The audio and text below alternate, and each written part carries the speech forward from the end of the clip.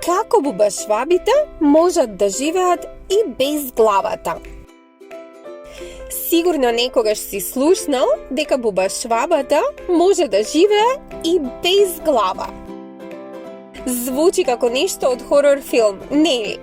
Но не грижи се, денес ќе дознаеме што навистина се случува и зошто тоа не е толку страшно како што звучи.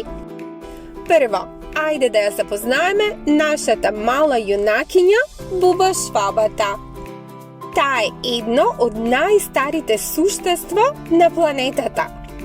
Живеела уште во времето на диносаурусите. Бубашвабите се многу издржливи и можат да преживеат скоро секаде, во пустина, во џунгла, па дури и во нашата кујна. Но што се случува ако бубашвабата ја изгуби главата? Да, вистина е, дејчиња, бубашвабата може да живее неколку дена без својата глава. Но ајде да видиме зошто. За разлика од луѓето, бубашвабите немаат мозок во главата како ние. Нивниот мозок е всушност распрснат низ целото тело во мали нервни центри. Затоа тие можат да се движат, да дишат и дури да одат, дури и ако им ја нема главата. Исто така, бубашвабите дишат преку малечки дупчиња во телото, наречени спиракли.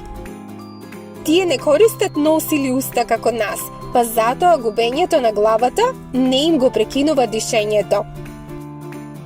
Сепак, да бидеме искрени, без глава, бубашвабата не може да јаде, пие вода или да види каде оди.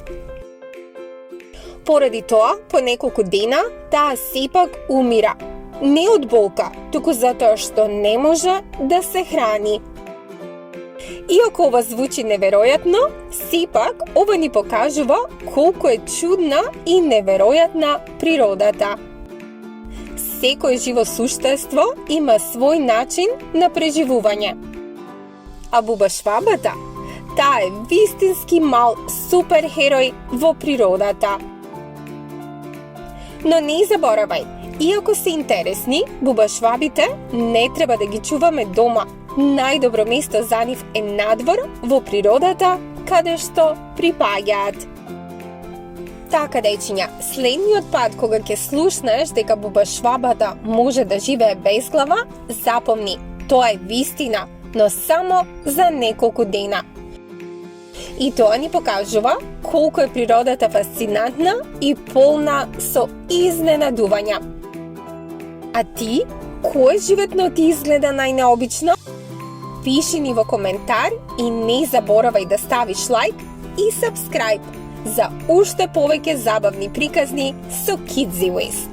Довидување!